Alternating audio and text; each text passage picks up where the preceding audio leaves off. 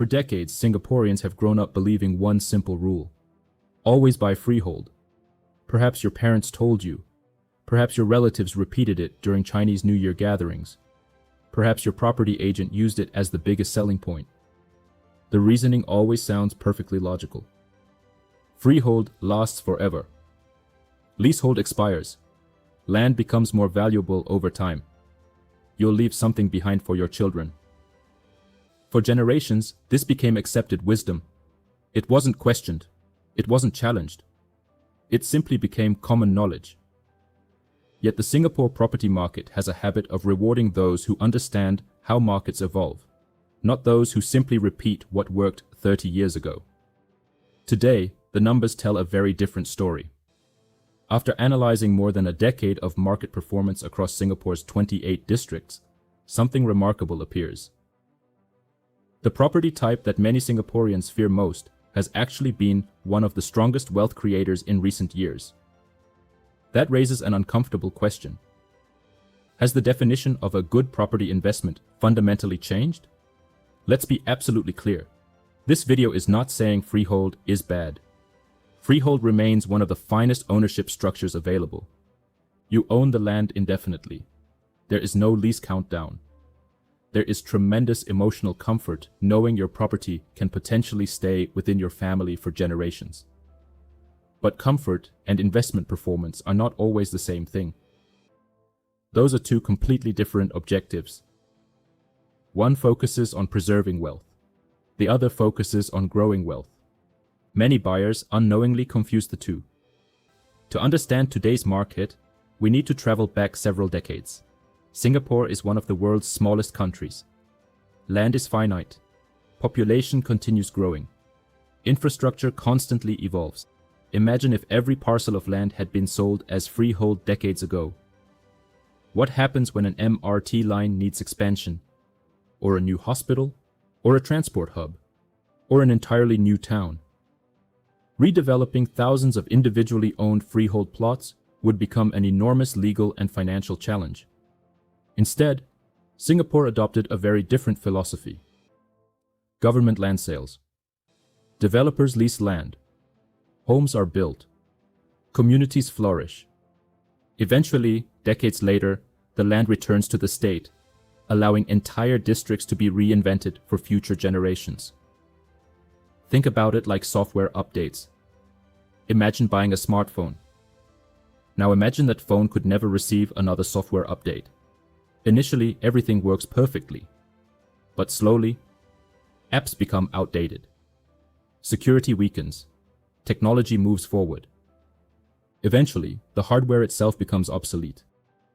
Singapore's land planning works similarly.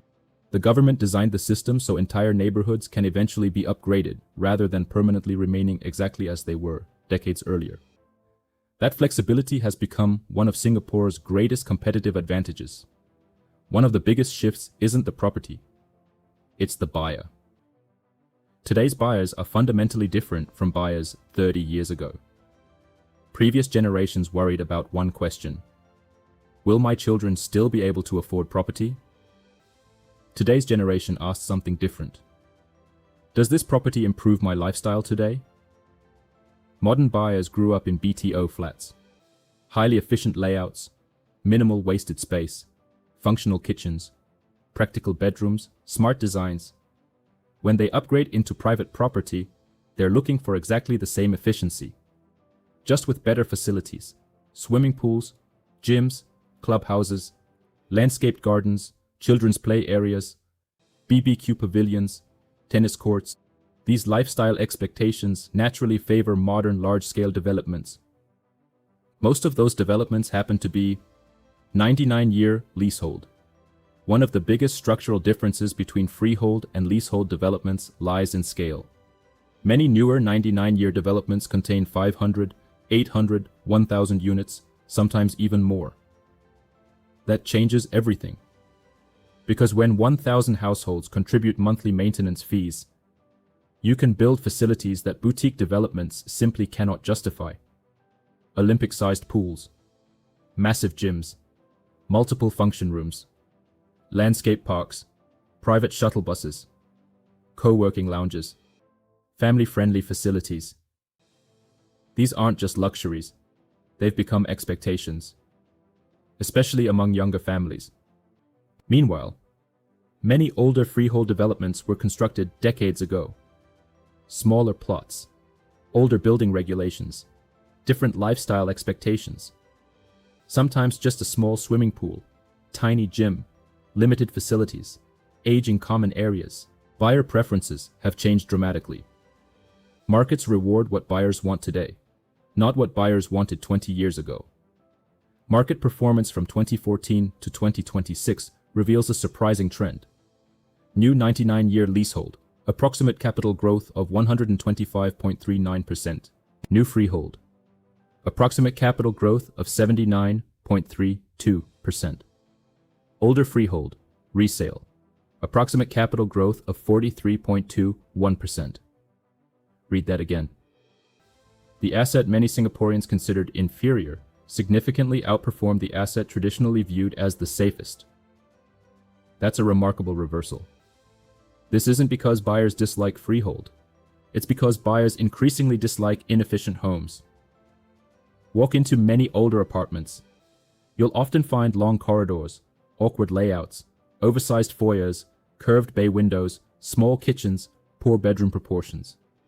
A modern 1,100 square foot apartment today can comfortably fit 4 bedrooms. An older 1,100 square foot apartment might only contain 2. The usable space matters more than the total space. Function has overtaken size. Here's another reality. Older homes usually require significant renovation. Electrical systems, bathrooms, flooring, air conditioning, kitchen, waterproofing, carpentry. It's not unusual for buyers to spend well over $150,000 to $200,000 before moving in. Young families increasingly ask a different question.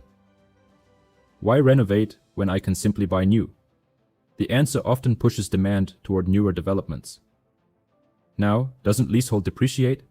Yes, mathematically. This is where many people reference the Bala curve, which models how leasehold value declines as the remaining lease shortens. Generally, early years minimal impact. Around 60 years remaining, depreciation becomes more noticeable. Around 30 years remaining, financing becomes increasingly difficult. On paper, that sounds alarming. In practice, Singapore's market introduces another variable: the collective sale safety net. As older developments age, many become attractive collective sale candidates. Owners receive offers. Developers top up the lease. Old buildings are demolished. New developments emerge. This process has repeated itself across numerous mature estates. For many owners, appreciation has occurred long before lease decay became their biggest concern. Freehold continues excelling under very specific circumstances. 1. Elite school districts. Families buying near prestigious schools often remain for 10 to 15 years. Their objective isn't rapid capital appreciation. Their objective is educational stability. For them, freehold offers psychological comfort. 2. Legacy ownership. Some buyers simply want a forever home. No intention of upgrading. No intention of flipping. No intention of timing the market. For these buyers, freehold remains exceptionally attractive because lifestyle, not investment return, is the primary objective. Instead of asking, is freehold better, ask this: what am I actually trying to achieve? Because those answers are rarely identical.